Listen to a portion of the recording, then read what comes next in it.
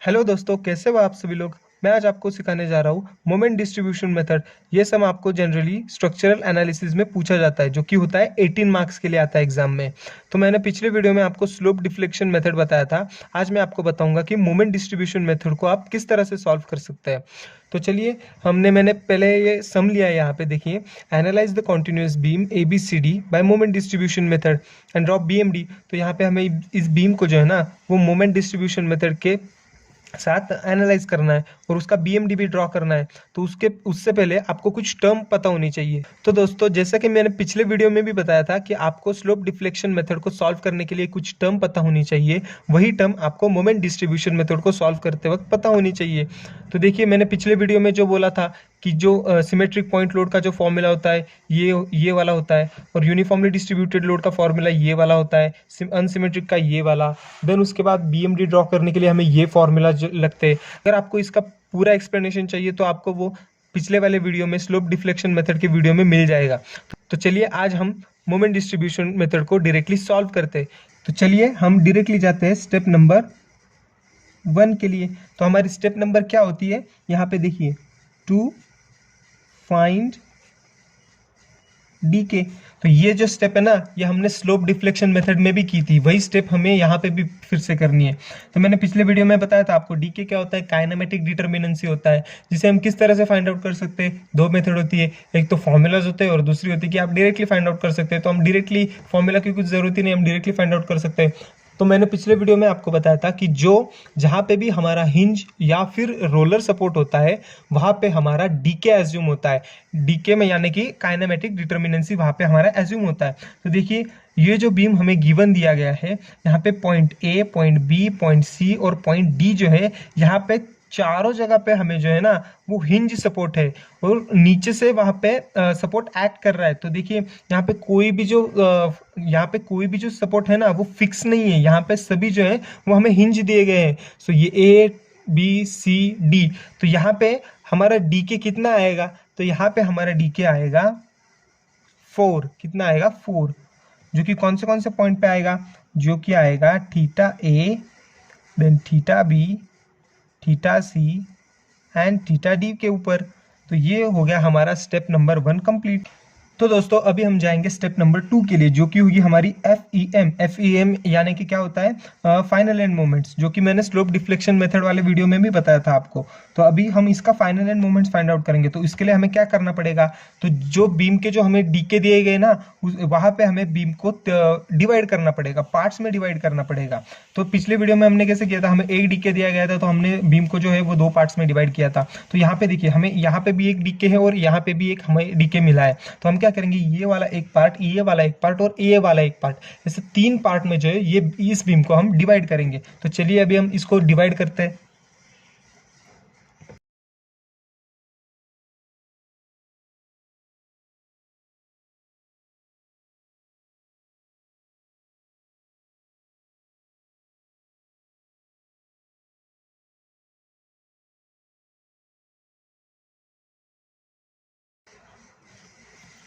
तो जैसा कि आप दोस्तों देख सकते हैं, मैंने इस बीम को जो है वो 3 पार्ट में मैंने डिवाइड कर लिया, और यहाँ पे जो जैसे भी लोड एक्ट कर रहा था, मैंने वो लोड को यहाँ पे प्लेस कर दिया।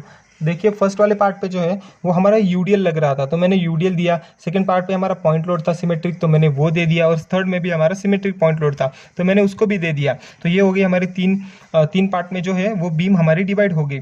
तो देखिए, यहाँ पे जो है मैंने सभी बीम को जो है वो फिक्स कर लिया है। ये बात आपको ध्यान में रखनी है। मैंने पिछले वाले वीडियो में भी आपको ये बताया था कि जब भी हम किसी भी बीम को बीच में से कट करेंगे या फिर डिवाइड करेंगे, तो जो है उसे हम बीम को जो है वो फिक्स लेंगे। हम बीम चाहे हिंज हो, रोलर हो, कोई भी बीम हो, हमें उसको जो है ना वो फिक्स ही लेना है। तो मैंने देखिए, यहाँ पे जो है मैंने बीम को जो है वो फिक्स लिया है। और जो फोर्स एक्ट करेंगे, सॉरी, जो मोमेंट एक्ट करेंगे ना, तो वो मोमेंट कैसे एक्ट करेंगे, एक मोमेंट क्लॉकवाइज एक्ट करेगा और एक मोमेंट जो है वो एंटी क्लॉकवाइज एक्ट करेगा। तो देखिए, ये वाला जो है, यहाँ ए की तरफ जो मोमेंट है वो क्लॉकवाइज जा रहा है, बी की तरफ जो है वो एंटी क्लॉकवाइज जा रहा है, फिर से बी की तरफ जो है वो क्लॉकवाइज जा रहा है, उसके बाद anti clockwise, clockwise, anti clockwise. तो इस तरह से जो है मैंने बीम के जो है वो 3 पार्ट बना लिए। तो चलिए, अभी हमें क्या प्लेस करना है, तो हमें प्लेस करना है इसके फाइनल एंड मोमेंट्स, जो कि होगा हमारा यहाँ पे ए पे क्या होगा, एम एफ ए बी पे क्या होगा हमारा एम एफ बी ए।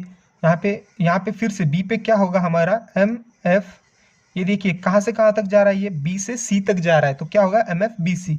यहाँ देखिए ये एम एफ, ये सी से बी तक जाएगा तो क्या होगा M F C B. Then उसके बाद हमें हमारा क्या होगा एम एफ, ये सी से डी तक जा रहा है तो ये होगा एम एफ सी डी। उसके बाद ये डी से सी तक जा रहा है तो ये क्या होगा एम एफ डी सी। तो ये हो गए हमारे फाइनल एंड मोमेंट्स। अभी हमें इन सब की वैल्यूज जो है वो फाइंड आउट करनी है, तो वो हम कैसे फाइंड आउट करेंगे, तो उसके लिए हम लिखेंगे M F A B. First of all हम इसको फाइंड आउट करेंगे। तो एम एफ ए बी का हमारा फॉर्मूला क्या होता है यूडीएल के लिए, minus W L square divided by 12। ये जो फॉर्मूला है ये मैंने पिछले वाले वीडियो में बताया था आपको, उसका एक्सप्लेनेशन अगर आपको देखना है तो आप चाहिए तो पिछला वाला वीडियो जो है वो मैं डिस्क्रिप्शन में लिख दे दूंगा, चाहे तो आप उसको देख लीजिए। Then minus W L square by 12 ये मैंने लिख लिया। देन मैं इसकी वैल्यूज पुट आउट करूंगा, तो माइनस डब्ल्यू कितना था हमारा 20 kilo newton, so 20 into L कितना था हमारा 4 metre, so 4 square divided by 12। तो ये हो गया हमारा पहले तो M F A B. Then उसके बाद हम जाएंगे एम एफ बी ए के लिए। सो मैं यहाँ पे लिखूंगा M F B A is equal to, ये minus W L square by 12 था तो इसका फॉर्मूला उल्टा कैसे होता है, तो ये प्लस में आता है, plus W L square by 12। सो यही वैल्यूज मैं पुट आउट करूंगा, सिर्फ माइनस को मैं यहाँ पे नहीं लिखूंगा। ओके तो ये हो गया हमारे फर्स्ट पार्ट के लिए हो गया। तो अभी हम जाएंगे थर्ड पार्ट के लिए, सॉरी सेकंड पार्ट के लिए। तो वो क्या होगा हमारा एम एफ बी सी को फाइंड आउट करेंगे। So M F B C is equal to, symmetric point load के लिए हमारा जो फाइनल एंड मोमेंट का फॉर्मूला होता है वो क्या होता है, minus W L divided by 8। ये वाला फॉर्मूला भी मैंने पिछले वाले वीडियो में एक्सप्लेन किया था। सो इसको हम पुट आउट करेंगे। सो माइनस डब्ल्यू कितना था हमारा, यहाँ पे देखिए 60 इंटू एल कितना था हमारा ये 4, सो डिवाइडेड बाय 8। तो देन उसके बाद फोर्थ वाला एम एफ सी बी, सो यहाँ पे देखिए plus W L divided by 8 होगा। सो यही फॉर्मूला होगा, सिर्फ मैं माइनस को नहीं लिखूंगा, ठीक है ना। देन ये तो हो गया हमारे सेकंड वाले सेक्शन के लिए। तो दोस्तों अभी हम जाएंगे थर्ड वाले सेक्शन के लिए। तो थर्ड वाले सेक्शन के लिए हमारा फॉर्मूला क्या होगा, तो देखिए यहाँ पे मैं लिखूंगा 5 एम एफ, ये होगा हमारा C D is equal to. तो यहाँ पे देखिए हमारा जो थर्ड वाला सेक्शन था ना, तो वो भी हमारा सिमेट्रिक पॉइंट लोड के लिए था। तो सिमेट्रिक पॉइंट लोड के लिए हमारा फॉर्मूला क्या था, वही हम यूज करेंगे, minus W L divided by 8 is equal to, उसके बाद डब्ल्यू की वैल्यू कितनी थी हमारी -50 इंटू एल कितना था हमारा 4 डिवाइडेड बाय 8। फिर उसके लिए हम जाएंगे एम एफ डी सी के लिए is equal to W L divided by 8। So W की वैल्यू कितनी है हमारी 50 इंटू 4 डिवाइडेड बाय 8। तो चलिए दोस्तों मैंने यहाँ पे सभी को तो लिख लिया है, तो अभी हम इन सबको सॉल्व करेंगे और इनकी वैल्यूज फाइंड आउट करेंगे। सो दोस्तों ये M F A B, M F B A और एम एफ बी सी इन सब का वैल्यूज फाइंड आउट करने के बाद मुझे मेरे आंसर जो है वो मिल गए। वो आया है -26.67 प्लस 26.67, देन -30 प्लस 30, और इनमें एम एफ सी डी का आंसर आया -25 और एम एफ डी सी का आंसर आया है प्लस 25। तो दोस्तों अभी हम जाएंगे स्टेप नंबर 3 के लिए। स्टेप नंबर 3 में हमें क्या करना है, तो हमें फाइंड आउट करना है डिस्ट्रीब्यूशन फैक्टर। तो डिस्ट्रीब्यूशन फैक्टर फाइंड आउट करने के लिए आपको जो है ना ऐसा एक चार्ट बना लेना है। चार्ट में पहले तो यहाँ पे जॉइंट, देन मेंबर, देन के, देन समेशन ऑफ के, देन उसके बाद डीएफ यानी कि डिस्ट्रीब्यूशन फैक्टर, जो कि होगा के अपॉन समेशन ऑफ के। तो चलिए सबसे पहले जो है हम हमारे जॉइंट लिख लेते हैं। तो देखिए मैंने यहाँ पे लिख लिया है जो जॉइंट है जो, तो सबसे पहले हम यहाँ पे जॉइंट लिखेंगे। तो मैंने यहाँ पे ए लिखा है। तो देखिए यहाँ पे जो हमारी ओरिजिनल डायग्राम थी वहाँ पे जो हमारा पहला जॉइंट था वो ए पे था। तो मैंने भी यहाँ पे क्या किया है, मैंने पहला जॉइंट जो लिया है वो ए पे लिया है। उसके बाद ए से हमारे कितने मेंबर बनते हैं तो हमें वो चेक करना है। तो देखिए यहाँ पे ए से मेरे कितने मेंबर बने, तो ए से मेरा एक ही मेंबर बना है जो कि जा रहा है ए से बी तक। तो ये मेंबर में यहाँ पे लिखूंगा, ये लिखूंगा मैं ए बी। तो ये हो गया मेरा पहला मेंबर। देन उसके बाद मुझे के फाइंड आउट करना है। तो यहाँ पे ना आपको जरा ध्यान देना है कि आपको के फाइंड आउट करने के लिए आपको एक फॉर्मूला यूज करना होता है जो कि होता है आई बाय एल और 3/4 इंटू आई बाय एल। ये दो फॉर्मूला मैं यहाँ पे लिख लेता हूँ, यहाँ पे मैं ऊपर लिख लेता हूँ I by L and 3/4 into I divided by L. तो दोस्तों आपको जो है ना ये वाला फॉर्मूला जो है ये यूज करना होता है, एक तो ये वाला फॉर्मूला, नहीं तो ये वाला फॉर्मूला। तो मैं अभी आपको बताऊंगा कि आपको कब ये वाला फॉर्मूला यूज करना होता है और कब ये वाला फॉर्मूला यूज करना होता है।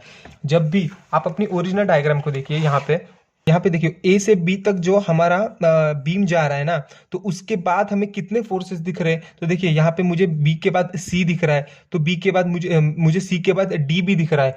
तो जो है ना मेरा फॉर्मूला यूज होगा वो होगा आई डिवाइडेड बाय एल यूज होगा, क्योंकि यहाँ पे जो मेरा एंड फोर्स है, एंड फोर्स के बाद भी मुझे दो और फोर्सेस दिखाई दे रहे हैं। तो देखिए यहाँ पे मेरा सी भी है और मेरा डी भी है, तो इसीलिए मुझे आई बाय एल फॉर्मूला यूज करना है। और अगर मैं बी से ए तक जाऊंगा, तो बी से ए तक जाऊंगा तो मुझे यहाँ पे ए के बाद कोई फोर्सेस दिखाई नहीं दे रहा है। देखिए ए के बाद कोई फोर्स है ही नहीं, तो जो मेरा फॉर्मूला यूज होगा वो होगा 3/4 इंटू आई बाय एल। तो ये वाला फॉर्मूला मेरा यूज होगा। अगर मैं बीसी के लिए जाऊंगा, तो देखिए अगर मैं बीसी को, ये वाला पार्ट छोड़ दीजिए, अगर मैं बीसी को एज्यूम करूंगा सिर्फ, तो देखिए बी से सी तक मैं जाऊंगा, तो देखिए सी के बाद मेरा कोई फोर्स है, तो मैं कौन सा वाला फॉर्मूला यूज करूंगा, आई बाई एल को मैं यूज करूंगा। और अगर मैं सी से बी तक जाऊंगा, तो देखिए सी से बी तक, बी के बाद कोई फोर्स है तो है, देखिए यहाँ पे ए वाला फोर्स है, तो मेरा कौन सा फॉर्मूला यूज होगा, फिर से मेरा आई बाई एल यूज होगा। तो आपको ये बात को ध्यान में रखना है कि अगर आपका जो एंड फोर्स है, अगर वो आपका हिंज है और हिंज के बाद वहां पे कोई मूवमेंट एक्ट नहीं हो रहा है, उसके बाद कोई फोर्स एक्ट नहीं हो रहा है, तो जो है ना आपको 3/4 को यूज करना होता है। और अगर उसके बाद कोई फोर्स एक्ट हो रहा है और तो आपको आई बाई एल को यूज करना होता है। तो देखिए यहाँ पे अगर फिक्स भी होता ना, तो यहाँ पे अगर फिक्स होता, लेकिन सपोज हम यहाँ पे ए पे जो है ना, ए पे अगर हम फिक्स पकड़ लेते हैं, यहाँ पे ये जो ए है ये हमारा ऐसा फिक्स होता, तो अगर मैं ए से बी तक जाता तो जो मेरा होता, तो मेरा कौन सा फॉर्मूला यूज होता, आई बाई एल यूज होता। और अगर मैं फिर से बी से ए तक जाता, तो देखिए मेरा ए जो है ना वो अभी फिक्स है, तो मेरा 3/4 यूज नहीं होगा, तो मेरा यूज होगा आई बाई एल यूज होगा, क्योंकि जो ए है हमारा वो फिक्स है। इसी वजह से हम इसको आई बाई एल को यूज करेंगे। तो होप सो आपको ये समझ में आ गया होगा ये वाला कॉन्सेप्ट। तो चलिए अभी हम इस कॉन्सेप्ट को यहाँ पे इंप्लीमेंट करते हैं। तो जो मेरा ए से बी तक जो मेंबर है, तो देखिए ए से बी और बी के बाद जो है ना मेरे को यहाँ पे सी और डी फोर्सेस दिखाई दे रहे हैं, तो मैं कौन सा वाला फॉर्मूला यूज करूंगा, तो मैं के फाइंड आउट करने के लिए यूज करूंगा आई डिवाइडेड बाय एल। ओके, सो यहाँ पे जो मेरा आई डिवाइडेड बाय एल है, तो मैं यहाँ पे लिखूंगा आई, देन मेरा एल कितना था, ए से बी तक का मेरा 4 मीटर था ना। देखिए यहाँ पे जो हमारा ओरिजिनल डायग्राम है, यहाँ पे देखिए मेरा 4 मीटर था।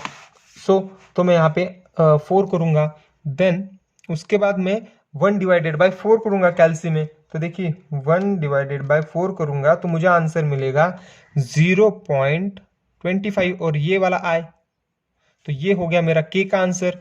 ठीक है ना, तो मेरा एक ही मेंबर था, तो देखिए के का आंसर तो मुझे मिल गया। और समेशन ऑफ के, तो यहाँ पे देखिए मेरा के तो एक ही है, तो समेशन ऑफ क्या आएगा, वो भी मेरा 0.5 आई ही आएगा। सो अगर मैं डीएफ इसका फाइंड आउट करने जाऊंगा तो क्या होगा, वो 0.25 आई डिवाइडेड बाय 0.25 आई, तो यहाँ पे तो इसका आंसर क्या आ जाएगा, 1 आ जाएगा। ठीक है ना, तो पहले का तो मुझे डिस्ट्रीब्यूशन फैक्टर जो है वो मिल गया। अभी हम जाएंगे सेकंड जॉइंट के लिए। तो दोस्तों अभी हम आए हैं सेकंड वाले जॉइंट के लिए, जो होगा हमारा बी जॉइंट। तो देखिए बी जॉइंट पे जो है मेरे कितने मेंबर बनते हैं, तो बी जॉइंट पे, एक मिनट, तो देखिए हाँ यहाँ पे बी जॉइंट पे मेरे कितने मेंबर बनते हैं। देखिए यहाँ पे बी से ए तक मेरा एक मेंबर बनता है और बी से सी तक मेरा दूसरा मेंबर बनता है। तो यहाँ पे ध्यान दीजिए कि मेरे बी पॉइंट से जो है वो 2 मेंबर बनते हैं, तो मैं 2 मेंबर को मेरे को लेना पड़ेगा।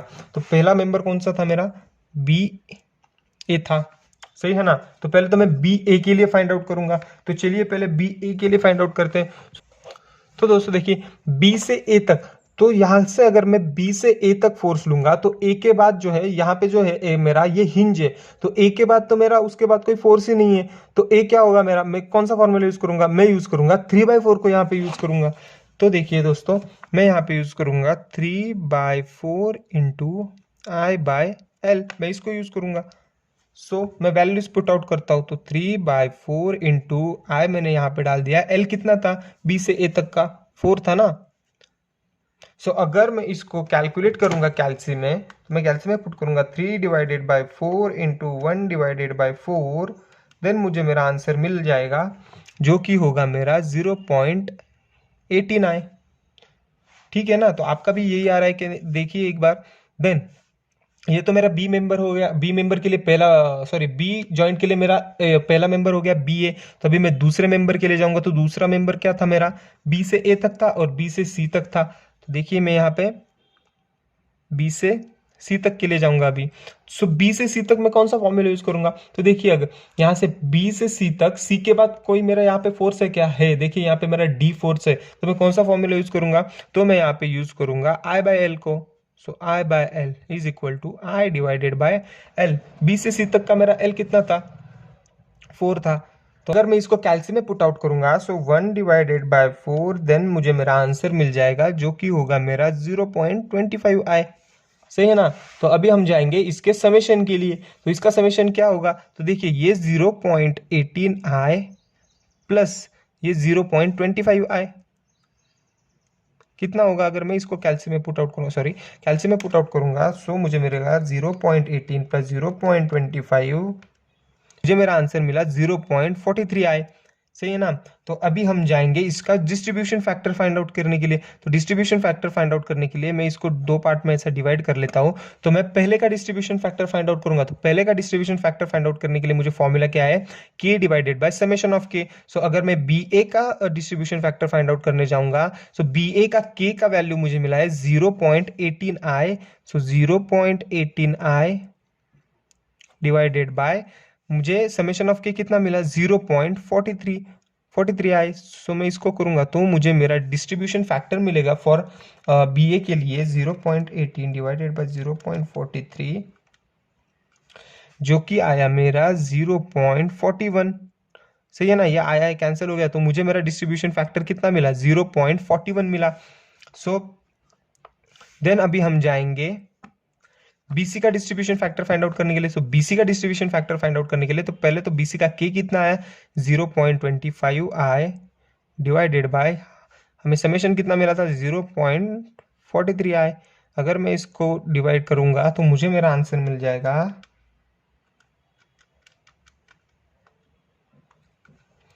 जो कि आया है मेरा 0.59।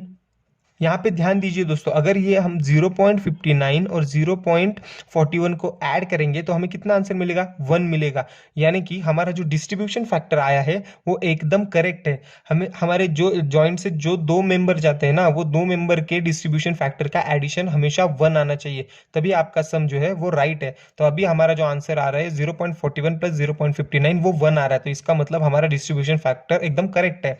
तो अभी हम जाएंगे थर्ड जॉइंट के लिए।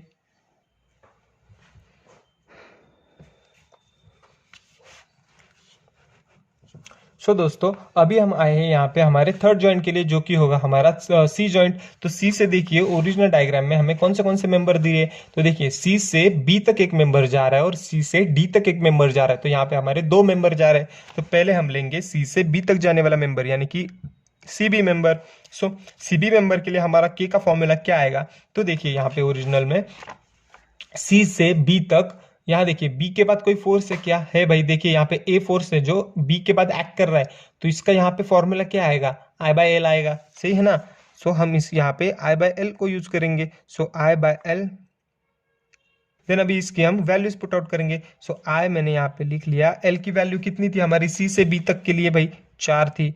सो अगर हम इसको डिवाइड करेंगे तो हमें आंसर मिलेगा 0.25 आई। ठीक है ना। तो हमें यहाँ पे के मिल गया। तो अभी हम जाएंगे सी से बी तक, तो हो गया, अभी सी से डी तक के लिए जाएंगे। सो सी से डी तक के लिए, सो सी से डी तक के लिए जाएंगे तो देखिए यहाँ पे अभी मेरा फॉर्मूला क्या आएगा, देखिए डी के, सी से डी तक मैं जा रहा हूँ तो डी के बाद कोई फोर्स है क्या, नहीं भाई, यहाँ पे कोई फोर्स एक्ट नहीं कर रहा है। तो हमारा क्या फॉर्मूला आएगा, सो हमारा फॉर्मूला आएगा 3/4 इंटू आई बाय एल।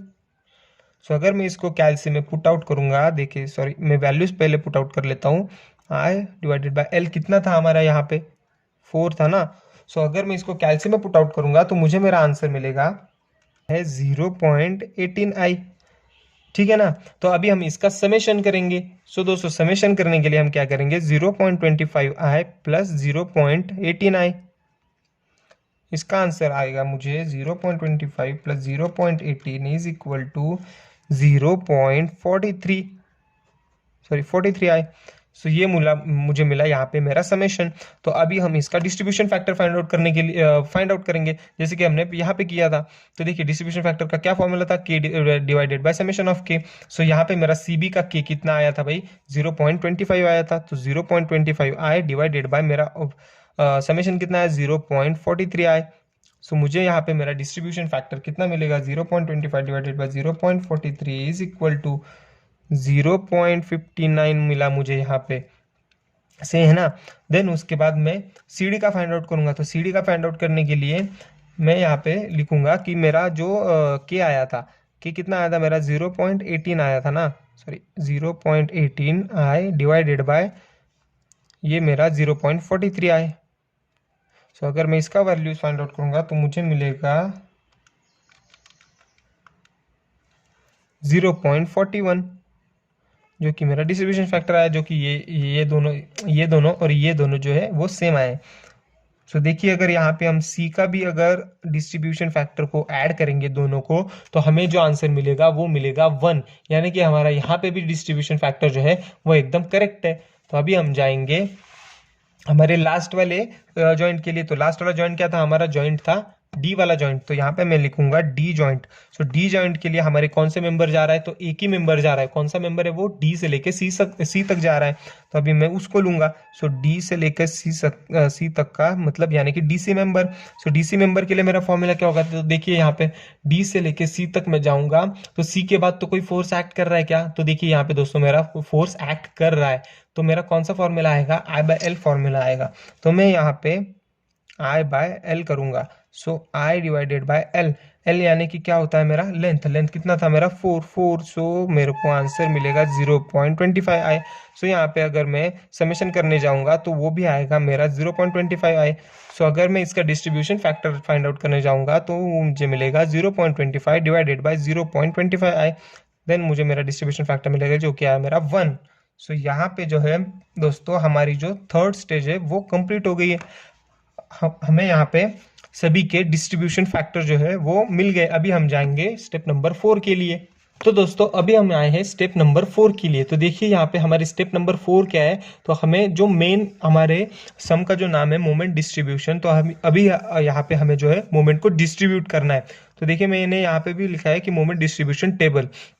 सो आपको ऐसा एक टेबल ड्रॉ करना है जहाँ पे पहले तो जॉइंट होंगे, देन उसके बाद जो जॉइंट है हमारे ए बी सी और डी, यहाँ पे देखिए मैंने यहाँ पे उनको प्लेस किया है। देन उसके नीचे हमारे मेंबर्स में कौन था हमारा, पहले तो ए बी था, देन उसके बाद हमारा बी ए मेंबर था, देन बी सी मेंबर था, देन सी बी मेंबर था, देन सी डी मेंबर था और देन डी सी मेंबर था। जो जिसका जो मेंबर आ रहा है तो मैंने उसको उसके नीचे लिखा है। देखिए यहाँ पे ए का मेंबर ए के नीचे ए बी, बी का member B A B C उसके नीचे, सी का member C B C D उसके नीचे और डी का मेंबर डी सी उसके नीचे। देन होगा हमारा कैरी ओवर फैक्टर। जो कैरी ओवर फैक्टर है वो हमारा स्टैंडर्ड रहता है, जो कि आता है हमारा 1/2, जो मैंने यहाँ पे सभी जगह 1/2 करके लिखा है। देन उसके बाद आते हैं हमारे fix end moment. So fix end moment जो है वो हमने पहले फाइंड आउट किए थे, जो कि थे हमारे फाइनल एंड मोमेंट्स, जो कि यहाँ पे देखिए हमारे आए थे 26.67, ये जो -30 +30 ये जो आए थे, यही हमारे ये जो आए थे यही हमारे फिक्स एंड मोमेंट है। तो मैंने यहाँ पे उनको भी लिखा है। देखिए -26 +26 -30 +30। देन उसके बाद आते हैं हमारे डिस्ट्रीब्यूशन फैक्टर, जो कि हमने पिछले वाले टेबल में फाइंड आउट किए थे। तो देखिए यहाँ पे पिछला टेबल अगर हम देखेंगे तो हमें जो ए का डिस्ट्रीब्यूशन फैक्टर मिला था वो 1 मिला था। देन बी के हमें दो डिस्ट्रीब्यूशन फैक्टर थे, 0.41 देन 0.59। देन उसके सी के दो डिस्ट्रीब्यूशन फैक्टर थे, 0.59 देन 0.41। देन डी के एक डिस्ट्रीब्यूशन फैक्टर था जो कि था हमारा 1। तो मैंने उन्हीं डिस्ट्रीब्यूशन फैक्टर को यहाँ पे भी लिखा है। देखिए डिस्ट्रीब्यूशन फैक्टर तो जो 1 लिखा है तो उसको लिखने की कुछ ज़रूरत ही नहीं है, क्योंकि वो वैसे भी कुछ काम नहीं आता ज़्यादा, तो मैंने उसको डैश कर दिया। उसके बाद आया हमारा 0.41, देन आया हमारा 0.59, देन आया हमारा 0.59, देन उसके बाद आया हमारा 0.41। तो देखिए मैंने जो डिस्ट्रीब्यूशन फैक्टर जो आए हैं, तो मैंने उन जिनका जो डिस्ट्रीब्यूशन फैक्टर आया है ना, मैंने उनको उन्हीं के नीचे लिखा है। तो देखिए बीए का डिस्ट्रीब्यूशन फैक्टर मैंने 0.41 बीए के नीचे लिखा है। देन मैंने बीसी का डिस्ट्रीब्यूशन फैक्टर 0.59 उसी के नीचे लिखा है। तो मैंने ऐसा करके जिसका जो डिस्ट्रीब्यूशन फैक्टर आया ना उसके नीचे ही लिखा है। तो अभी हम जाएंगे कि मोमेंट को डिस्ट्रीब्यूट कैसे करते हैं वो फाइंड आउट करेंगे। तो दोस्तों अभी आप जरा ध्यान दीजिए, अभी आपको क्या करना है, आपको मोमेंट को कैसे डिस्ट्रीब्यूट करना है। तो सबसे पहले आपको क्या करना है, आपको जो फिक्स्ड मोमेंट्स आए हैं ना, इन सब के जो बीच वाले, मतलब ये बी और ये सी, इनके एडिशन करने हैं हमें। अगर हम ये ए वाला का एडिशन करने जाए तो जो आंसर मिलेगा हमें, तो वो वही आंसर मिलेगा, क्योंकि उसको एडिशन करने के लिए उसको कुछ है ही नहीं, तो उसको एडिशन करके कुछ फायदा भी नहीं है। सेम डी के लिए भी होगा कि डी के साथ कोई और मेंबर नहीं है, तो ये अकेला ही है, तो इसको एडिशन करके कुछ फायदा नहीं है। तो इनको हमें एडिशन नहीं करना है, हमें सिर्फ बी और सी जो है ना, ये इन दोनों को एडिशन करना है, जिनके दो दो मेंबर ऐसे आए हैं। तो देखिए मैं इन दोनों को ऐड करूंगा तो मुझे मेरा आंसर मिलेगा, तो मुझे मेरा आंसर मिलता है -3.33। लेकिन आपको ध्यान देना है कि आपको यहाँ पे आंसर लिखते वक्त कैसे लिखना है। आपको जो आंसर माइनस में आ रहा है ना, तो देखिए माइनस ये +26.67 -30 करूंगा तो मुझे मेरा आंसर मिलता है -3.33। लेकिन मैं इसको प्लस में लिखूंगा। हमें जो है आंसर को जो साइन में आएगा ना उसके उल्टे साइन में लिखना होता है। और अगर आंसर हमारा माइनस में आता ना, तो सॉरी, अगर आंसर हमारा प्लस में आता ना, तो हम इसको माइनस में लिखते। तो देखिए मैंने यहाँ पे ये 3.33 को ऐसे लिख लिया। देन उसके बाद हम ये +30 और -25 करेंगे तो मुझे मेरा आंसर कितना मिलेगा, 5 मिलेगा। लेकिन जो मेरा आंसर 5 आएगा ना, तो मैं उस 5 को माइनस में लिखूंगा, क्योंकि हमारा साइन जो था वो पॉजिटिव में था, तो अभी हम इसको नेगेटिव में लिखेंगे। तो ऐसा करके आपको उल्टा साइन करके आपको जो है ना वो इसको लिख लेना है। तो दोस्तों अभी हम जाएंगे नेक्स्ट स्टेप के लिए। नेक्स्ट स्टेप में आपको क्या करना है, जो आपका ये आंसर जो आया ना, जिसको आपने ये सर्कल किया है, जो आपका डिस्ट्रीब्यूशन फैक्टर को ये सॉरी फाइनल मोमेंट्स को ऐड करके जो आया है, तो अभी आपको ये आंसर को जो आपके डिस्ट्रीब्यूशन फैक्टर्स जो आए हैं उसके साथ आपको मल्टीप्लाई करना है। तो देखिए ये 3.33 ये 0.41 को मल्टीप्लाई करेगा और 0.59 को मल्टीप्लाई करेगा। देन ये -5 ये 0.59 को मल्टीप्लाई करेगा, देन उसके बाद 0.41 को मल्टीप्लाई करेगा। तो सबसे पहले हम इसको 3.33 इंटू 0.41 करेंगे तो हमें आंसर मिलेगा 1.36, जो कि मैं यहाँ पे लिख लेता हूँ। ठीक है। देन उसके बाद 3.33 को अगर मैं 0.59 के साथ मल्टीप्लाई करूंगा तो मुझे मेरा आंसर मिलेगा 1.96 मिलेगा। सही ना।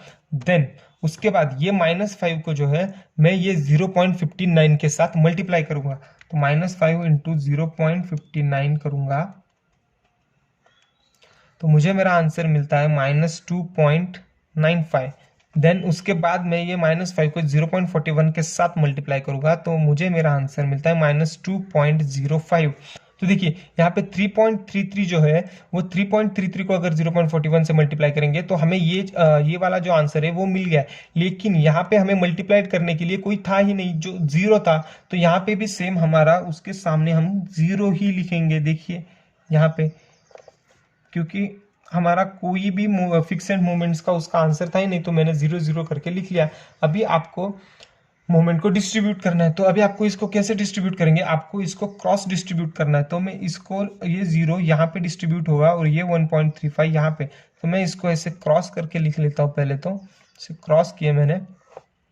सो अभी आपको डिस्ट्रीब्यूट करना है, लेकिन डिस्ट्रीब्यूट करते साथ आपको क्या करना है, जो भी आपका वैल्यू है उसको डिवाइडेड बाय 2 करके आपको डिस्ट्रीब्यूट करना है। तो 0 डिवाइडेड बाय 2 करूंगा तो मुझे मेरा आंसर यहाँ पे 0 ही मिलेगा। तो ये 1.36 डिवाइडेड बाय 2 करूंगा मैं, तो मुझे मेरा आंसर मिलेगा 0.68, जो कि यहाँ आएगा। हमें जो है हमारी जो मूवमेंट आई है उसको जो है ना वो हाफ से यहाँ पे डिस्ट्रीब्यूट करना है। तो ये 1.96 डिवाइडेड बाय 2 करूंगा तो मुझे मेरा आंसर मिलेगा, ये हाफ करूंगा तो इसको 0.98 आ जाएगा। देन इसको अगर मैं हाफ करूंगा तो मुझे मेरा आंसर मिलेगा -1.47। देन अगर मैं ये -2.05 को हाफ करूंगा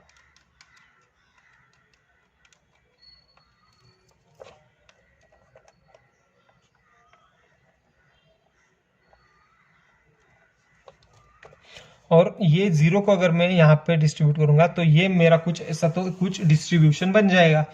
तो यहाँ पे ध्यान दीजिए दोस्तों, यहाँ पे जो हमने डिस्ट्रीब्यूशन किया, यहाँ पे हमारा आंसर आया -1.47, देन आया 0.98।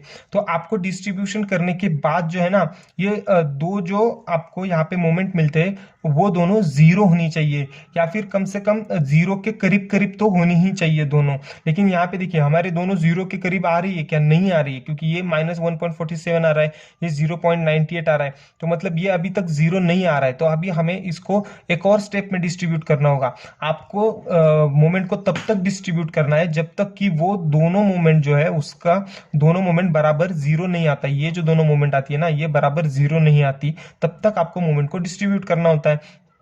तो चलिए अभी हम नेक्स्ट स्टेप में डिस्ट्रीब्यूट करते हैं। दोस्तों अभी आपको क्या करना है, ये जो दो मोमेंट जो आपको मिली ना, ये दोनों, तो ये दोनों मूवमेंट को आपको ऐड करना है, और ऐड करने के बाद ऐसा सर्कल करके फिर से नीचे लिखना है। तो चलिए हम वैसा करते हैं। अगर मैं ये जीरो को -1.47 के साथ ऐड करूंगा तो मुझे मेरा आंसर कितना मिलेगा? -1.47 ही मिलेगा ना। लेकिन मैंने आपको पहले भी बताया था कि हमें जो आंसर मिलेगा उसको हमें जो है ना वो साइन को उल्टा करके लिखना होगा। तो ये -1.47 मिलेगा, तो हम इसको प्लस करके लिखेंगे तो हमें हमारा आंसर मिल जाएगा +1.47। Then same as it is हम इसके लिए भी करेंगे। अगर 0.98 प्लस जीरो करेंगे तो हमें आंसर मिलेगा +0.98, लेकिन हम इसको माइनस करके लिखेंगे तो -0.98 होगा। ठीक है ना। तो अभी हमें क्या करना है, अभी हमारा जो आंसर आया है तो उस आंसर को हमारे जो डिस्ट्रीब्यूशन फैक्टर्स है उनके साथ मल्टीप्लाइड करके फिर से नीचे लिखना है, जो कि हमने पिछले वाले स्टेप में किया था। तो अगर मैं ये 1.47 को 0.41 के साथ मल्टीप्लाई करूंगा तो मुझे मेरा आंसर मिल जाएगा 0.60। देन उसके बाद मैं ये 1.47 को ये 0.59 के साथ मल्टीप्लाई करूंगा तो मुझे मेरा आंसर मिल गया 0.86। सेम मैं ये -0.98 के साथ करूंगा, इसको 0.59 के साथ मल्टीप्लाई करूंगा तो मुझे मेरा आंसर मिला है -0.58। देन इसको ये 0.41 के साथ मल्टीप्लाई करूंगा। ठीक है ना दोस्तों। तो अभी देखिए यहाँ पे जो है मुझे मेरे सारे आंसर मिल गए। तो अभी यहाँ पे देखिए, यहाँ पे हमारा जीरो था, तो सेम हमने जो पिछले बार जो जीरो लिया था ना, तो वैसे ही हम यहाँ पे भी जीरो लेंगे और यहाँ पे भी जीरो लेंगे। ठीक है ना। तो अभी हम इसको फिर से डिस्ट्रीब्यूट करना है। तो कैसे डिस्ट्रीब्यूट करना है, ये जीरो को ये क्रॉस करके यहाँ आएगा तो ये जीरो ही होगा, और ये 0.30 को अगर हम हाफ करेंगे तो मुझे मिलेगा 0.60 को हम हाफ करेंगे तो हमें मिलेगा 0.30। अगर ये 0.86 को डिवाइडेड बाय 2 करेंगे अभी तो मुझे आंसर मिला 0.43। उसके बाद ये -0.57 को हम डिवाइडेड बाय 2 करेंगे तो मुझे मेरा आंसर मिला -0.28। देन उसके बाद ये -0.40 को डिवाइडेड बाय 2 करेंगे तो हमें आंसर मिलेगा -0.2। देन ये जीरो ऐसे का एज इट इज आ जाएगा। ठीक है ना दोस्तों। तो देखिए यहाँ पे जो है हमारी मूवमेंट करीब करीब जीरो तक आ रही है, लेकिन देखिए यहाँ पे अभी भी हमारी जो मूवमेंट है वो जीरो को मैच नहीं कर रही है। तो अभी हमें क्या करना होगा, अभी हमें क्या करना होगा, हमें जो है एक और स्टेप में मूवमेंट को डिस्ट्रीब्यूट करना होगा।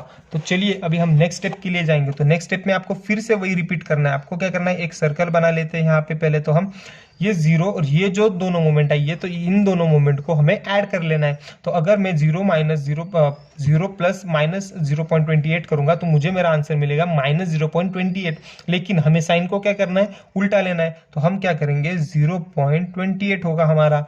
ठीक है ना। तो सेम इसके लिए करेंगे, ये 0.43 प्लस जीरो करेंगे तो हमें आंसर मिलेगा +0.43। लेकिन हम इसको साइन को उल्टा करके लेंगे तो हम लिखेंगे यहाँ पे -0.43। सही है ना। तो अभी हम क्या करेंगे, ये जो आंसर आया है उसको हम डिस्ट्रीब्यूशन फैक्टर के साथ मल्टीप्लाई करेंगे और उसको नीचे लिखेंगे। तो चलिए ये 0.28 को हम 0.41 के साथ मल्टीप्लाई करते हैं तो हमें यहाँ पे आंसर मिलता है 0.11। देन इसके बाद ये 0.28 को हम 0.59 के साथ मल्टीप्लाई करेंगे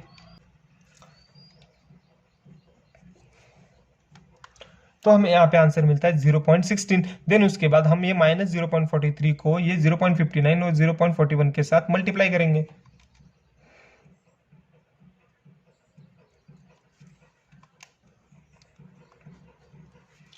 तो दोस्तों यहाँ पे मुझे मेरे दोनों जो आंसर है वो मिल गए, जो क्या है मेरे -0.25 और -0.17। तो अभी सेम एज इट इज हमने जो ऊपर वाले स्टेप के लिए जो किया वही हमें यहाँ पे फिर से करना है। तो देखिए यहाँ पे जो हमने यहाँ पे 0 लिया, यहाँ पे 0 लिया, तो हम यहाँ पे भी सेम 0 लेंगे और यहाँ पे भी हम 0 लेंगे और इस 0 को यहाँ पे डिस्ट्रीब्यूट करूंगा तो मुझे आंसर मिलेगा 0। देन उसके बाद मैं ये 0.11 को डिवाइडेड बाय 2 करूंगा तो मुझे मेरा आंसर मिल जाएगा 0.05। देन उसके बाद ये 0.16 डिवाइडेड बाय 2 करूंगा तो मुझे आंसर मिलेगा 0.08। देन उसके बाद में ये -0.25 को डिवाइड करूंगा तो मुझे आंसर मिलेगा -0.125। देन उसके बाद ये -0.17 को डिवाइड करूंगा तो मुझे मेरा आंसर मिलेगा -0.08 और ये 0 एज इट इज आएगा। तो देखिए दोस्तों हमारा जो आंसर है वो करीब करीब 0 तो आ रहा है, लेकिन अभी भी जो है वो परफेक्टली 0 नहीं आ रहा है। तो अभी अगर आप चाहे तो यहाँ तक भी कर सकते हैं, क्योंकि हमारा जो है ना वो यहाँ पे डबल डिजिट में 0 आ रहा है। देखिए यहाँ पे 0.08 आ रहा है, मतलब ये ऑलमोस्ट 0 का करीब है। तो चाहिए तो आप यहाँ पे भी अपना सम को रोक सकते हैं, लेकिन आपको परफेक्शन चाहिए तो आप एक और स्टेप में कर लीजिए, क्योंकि जितना ज्यादा आपका 0 के नजदीक आएगा या फिर 0 आएगा तो उतना आपको मार्क्स देने के चांसेस ज्यादा रहेंगे। तो चलिए हम क्या करते हैं, हम एक और स्टेप में इसको सॉल्व कर लेते हैं। तो पिछली बार की तरह मैंने यहाँ पे एक सर्कल बना लिया, देन मैं इन दोनों को ऐड करूंगा तो मुझे मेरा आंसर प्लस में आएगा 0.25। तो मैं सॉरी माइनस में आएगा 0.125, लेकिन मैं उसको प्लस में लूंगा जो कि आएगा मेरा 0.125। देन उसके बाद यहाँ पे भी सर्कल करूंगा मैं सेम और यहाँ पे लिखूंगा 0.08 को अगर मैं इसके साथ ऐड करूंगा 0 के साथ तो ये प्लस में आएगा, लेकिन मैं इसको माइनस में लिखूंगा। ठीक है ना दोस्तों। तो अभी हम क्या करेंगे, ये जो हमारा आंसर आया 0.125 इनको हम डिस्ट्रीब्यूशन फैक्टर के साथ मल्टीप्लाई करेंगे। तो मैं इसको यहाँ पे लिख लेता हूँ दोस्तों। तो दोस्तों सभी को डिस्ट्रीब्यूट करने के बाद मुझे जो है यहाँ पे जो है मेरे आंसर मिल गए। तो सेम एज इट इज हमने पिछले स्टेप के लिए जो किया, जो हम सामने यहाँ पे जो इसको 0 ले लेंगे। तो अभी हमें इनको डिस्ट्रीब्यूट करना है, तो मैं यहाँ पे लिखूंगा 0 और ये 0.05 को मैं डिवाइडेड बाय 2 करूंगा तो मुझे मेरा आंसर मिल जाएगा 0.025। फिर उसके बाद ये 0.07 और -0.04 को मुझे डिवाइड करना है। सो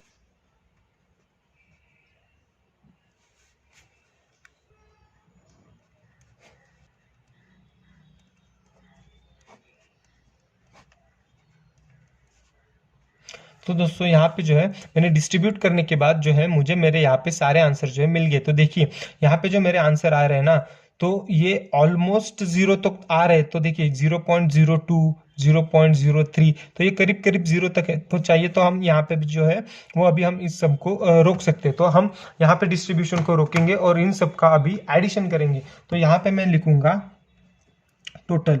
तो अभी हमें क्या करना है, तो जो हमारे डिस्ट्रीब्यूशन फैक्टर मतलब यानी कि जो फिक्स एंड मोमेंट आए थे ना, ये फिक्स एंड मोमेंट और उसके नीचे का जो भी हमें वैल्यूज मिला था उन सब वैल्यूज को है हमें ऐड करना है। तो हमें जो है हमारी फाइनल मोमेंट्स जो है वो मिल जाएंगी।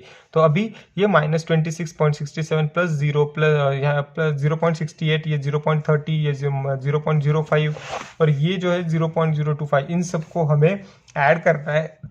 इन सबको जो है हमें ऐड करना है और ऐड करने के बाद जो है यहाँ पे लिखना है। तो चलिए हम इन सबको जो है वो ऐड कर लेते हैं। तो दोस्तों पहले तो मैं लूंगा ये -26.67, देन उसके बाद आएगा ये मेरा प्लस 0.68, देन उसके बाद आएगा मेरा प्लस 0.30, देन उसके बाद आएगा मेरा देखिए यहाँ पे प्लस 0.05, देन उसके बाद आएगा मेरा 0.025। तो दोस्तों मुझे यहाँ पे मेरा आंसर जो है वो मिल गया, जो कि आया है मेरा -25.61। सही है ना। देन अभी हम जाएंगे इसके लिए, तो हम इसका भी एडिशन करेंगे जो कि होगा हमारा BA के लिए। तो पहले तो हमने AB के लिए फाइंड आउट किया, अभी हम जाएंगे BA का जो है वो सब वैल्यूज को ऐड करेंगे। सो पहले तो हम फिक्स एंड मोमेंट को लेंगे जो कि था हमारा 26.67, देन प्लस करेंगे हम, ये डिस्ट्रीब्यूशन फैक्टर ध्यान दीजिए, हमें ये जो डिस्ट्रीब्यूशन फैक्टर है ना उसको ऐड नहीं करना है, नहीं तो आप गलती से उसको ऐड कर देंगे तो हमारा जो सम है वो पूरा गलत हो जाएगा। आपको सिर्फ final and fix end moment और फिक्स एंड मोमेंट के बाद सीधा जो डायरेक्ट आपने जो डिस्ट्रीब्यूशन किया है उनको ऐड करते जाना है। सो 26.67 लिया, देन मैं लूंगा 1.36 प्लस मेरा 0.60 देन प्लस मेरा 0.11 देन मेरा आएगा यहाँ पे देखिए 0.05 तो मेरा आंसर मुझे मिलता है दोस्तों जो कि आता है मेरा 28.79। ठीक है ना। तो अभी हमने बीए के लिए फाइंड आउट कर लिया, तो अभी हम जाएंगे बीसी के लिए। सो बीसी के लिए हमारा कितना था, 5 फिक्स एंड मोमेंट था -30 then plus 1.96 then plus minus 1.47 then होगा प्लस 0.86 देन उसके बाद आएगा हमारा -0.28 देन उसके बाद आएगा हमारा +0.16 देन उसके बाद आएगा दोस्तों हमारा +0.07 देन उसके बाद आएगा हमारा -0.02। तो इसको टोटल करेंगे तो हमें आंसर जो है वो मिल जाएगा -28.72। तो यहाँ पे ध्यान दीजिए दोस्तों, हमारा जो बीए और बीसी का जो आंसर आ रहा है वो देखिए +28.79 और -28.72। अगर हम इन दोनों को ऐड करेंगे तो हमें करीब करीब 0 तक आंसर मिलेगा, जो कि कहता है कि हमारा जो आंसर आया है वो एकदम सही है और हमने जो मोमेंट डिस्ट्रीब्यूशन किया है वो एकदम करेक्ट है। क्योंकि ओरिजिनल डायग्राम में देखिए आप, ओरिजिनल बीम में बीए जो है, ये बीए यहाँ पे कोई मोमेंट था क्या, ओरिजिनल में कोई मोमेंट नहीं था। तो हमें जो आंसर मिलना था ना वो आंसर दोनों का ऐड करके हमें 0 मिलना था, जो कि हमारा एग्जैक्ट देखिए यहाँ पे 0 जो है वो आ रहा है। तो इसका मतलब हमारा जो आंसर है वो एकदम करेक्ट है। ये बात मैंने पिछले स्लोप डिफ्लेक्शन वाले वीडियो में भी बताई थी कि जहां पे आपका ओरिजिनली कोई मोमेंट नहीं रहता वहां पे आपको फाइनल एंड मोमेंट्स जो आप फाइंड आउट करेंगे वो भी आपका ऐड करने के बाद 0 आना चाहिए, जो कि यहाँ पे हमारा आ रहा है। इसका मतलब हमारा सम यहाँ तक एकदम करेक्ट है दोस्तों। तो अभी हम जाएंगे नेक्स्ट के लिए, जो कि होगा हमारा कौन सा मेंबर बचा है अभी हम जाएंगे सीबी मेंबर के लिए। तो देखिए दोस्तों यहाँ पे हम सीबी मेंबर के लिए जाएंगे। तो हम सीबी मेंबर के हमें पहले क्या लेना है, हमें लेना है 30 देन प्लस माइनस यहाँ पे 30 माइनस देन 2.95 देन उसके बाद था हमारा +0.98 देन उसके बाद था हमारा -0.57 देन उसके बाद था हमारा +0.43 देन उसके बाद था -0.25 देन उसके बाद था +0.08 देन उसके बाद था हमारा -0.04 और उसके बाद था हमारा +0.03। अगर हम इन सबको ऐड करेंगे तो हमें जो है हमारा आंसर मिलेगा, जो कि आया है 27.71। तो चलिए दोस्तों अभी हमारा सीडी भी हो गया, तो अभी हम जाएंगे सीडी के लिए। सो सीडी के लिए कितना लेगा, हमें लेना है पहले -25 लेना है पहले, तो -25 देन उसके बाद हमारा आएगा -2.05 देन उसके बाद आएगा हमारा -0.40 देन उसके बाद -0.17 देन उसके बाद आएगा -0.03 सो दोस्तों यहाँ पे हमें जो आंसर मिल रहा है वो मिल रहा है -27.65। तो देखिए यहाँ पे भी जो है वो प्लस में आ रहा है 27 और एक जो आ रहा है वो माइनस में आ रहा है, यानी कि हमारा जो आंसर यहाँ पे भी जो है वो एकदम करेक्ट आ रहा है। तो चलिए अभी हम जाएंगे फाइनल वाले के लिए। फाइनल वाला मेंबर क्या था हमारा, डीसी मेंबर। सो डीसी मेंबर में कितना था, पहले तो था हमारा 25 देन उसके बाद था हमारा ये -1.025 देन उसके बाद था हमारा -0.2 देन उसके बाद था हमारा -0.08 देन उसके बाद था दोस्तों हमारा -0.01 सो हमें हमारा आंसर मिल जाएगा जो कि आया हमारा +23.68। तो दोस्तों अभी जो है यहाँ पे हमें सब के जो है वो मोमेंट जो है वो मिल गए। अभी हमें सिर्फ एक ही स्टेप बची है जो कि होगी हमारी स्टेप नंबर 5। हमें जो है क्वेश्चन में पूछा गया था कि ड्रॉ बीएमडी, तो अभी हम बीएमडी को ड्रॉ करेंगे। तो चलिए दोस्तों बीएमडी को ड्रॉ करते हैं। तो बीएमडी को ड्रॉ करने के लिए अभी हम क्या करेंगे, पहले तो एक ऐसी लाइन बना लेते हैं, ठीक है ना, लाइन बनाएंगे।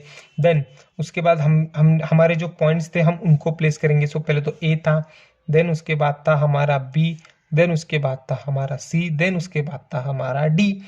तो चलिए अभी हम बीएमडी को ड्रॉ करते हैं। तो दोस्तों मैंने पिछले वाले वीडियो में भी आपको बताया था कि आपको बीएमडी को ड्रॉ करने के लिए कुछ फॉर्मूलाज लगते हैं। तो वो फॉर्मूलाज क्या थे, तो पहले तो यहाँ पे हम ओरिजिनल में देखिए, ओरिजिनल में हमारा पहला कौन सा वाला लोड था, तो पहले था हमारा यूडीएल पहले सेक्शन में। तो यूडीएल फाइंड आउट करने के लिए बीएमडी के लिए हमारा फॉर्मूला होता है WL² डिवाइडेड बाय 8। सो अभी हम इसको यूज करेंगे। सो WL² डिवाइडेड बाय 8 करेंगे। तो देखिए दोस्तों यहाँ पे हमारा W कितना था, 20 था, सही ना। सो 20 इंटू L कितना था हमारा, 4 था, 4² डिवाइडेड बाय 8 करेंगे तो हमें जो आंसर मिलेगा वो मिलेगा यहाँ पे 40, सही ना दोस्तों। देन उसके बाद जो हमारा लोड था वो कौन सा वाला लोड था दोस्तों, तो वो था हमारा सिमेट्रिकल पॉइंट लोड। सो सिमेट्रिकल पॉइंट लोड के लिए हमारा बीएमडी का फॉर्मूला क्या था दोस्तों, तो वो था WL divided by 4। So WL divided by 4 करूंगा तो देखिए यहाँ पे W कितना था, 60 था, सही है ना। 60 इंटू 4 करूंगा, सॉरी हाँ ये 4 करूंगा क्योंकि इसका जो लेंथ था वो 4 था ना, तो 4 डिवाइडेड बाय मैं 4 करूंगा तो मुझे मेरा आंसर मिलेगा वो होगा 60। सो इसके लिए मेरा यहाँ पे WL डिवाइडेड बाय 4 करूंगा तो वो मिलेगा मुझे यहाँ पे 60। देन उसके बाद मेरा CD थर्ड सेक्शन के लिए मेरा कौन सा लोड था भाई, यहाँ पे भी सिमेट्रिकल था। सो सिमेट्रिकल के लिए जाऊंगा, सो वही फॉर्मूला WL डिवाइडेड बाय 4। तो W कितना था, 50 इंटू L कितना था मेरा, 4 डिवाइडेड बाय 4 करूंगा तो मुझे मेरा आंसर मिलेगा जो कि होगा 50। सो यहाँ पे देखिए मेरा WL बाय 4 करूंगा, सो मुझे यहाँ पे भी मेरा 50 आंसर मिलेगा। सो इसका 40, इसका 60 और इसका 50। सो चलिए आपको तो पता ही है, मैंने पिछले वाले वीडियो में भी बताया था कि हमें बीएमडी ड्रॉ करते वक्त जो लोड रहता है यूडीएल के लिए हमारा बीएमडी कैसा आता है, कर्व शेप में आता है। तो चलिए भाई कर्व शेप में बना लेते हैं इसको। यहाँ पे देखिए कर्व शेप में मैंने, सॉरी ये पॉइंट थोड़ा मेरा मैच नहीं हुआ, हाँ यहाँ पे मैंने कर्व बना लिया। तो यहाँ पे मेरे 40 वैल्यू थी तो मैंने यहाँ पे 40 डाल दी। देन सिमेट्रिकल पॉइंट लोड के लिए हमारा क्या बनता है, ऐसा पॉइंट बनता है ट्रायंगल जैसा, तो मैं वो लिख लेता हूँ। अगर यहाँ पे 40 है तो मैंने एज्यूम कर लिया कि भाई चलो यहाँ पे हमारा 60 आ जाएगा। सो मैंने यहाँ पे ऐसा इन दोनों पॉइंट को ऐसा मैच कर लिया जो क्या है मेरा यहाँ पे 60। देन उसके बाद जाऊंगा मैं थर्ड वाली के लिए जो कि आया मेरा 50, और मेरा क्या था, सिमेट्रिकल था तो 40 और 60 के बीच में यहाँ तो कुछ तो मेरा 50 आ जाएगा, ठीक है ना, अंदाजे से मैं ले लेता हूँ। तो यहाँ पे भी मेरा ऐसा ट्रायंगल जैसा बनेगा। सो जो क्या है मेरा 50।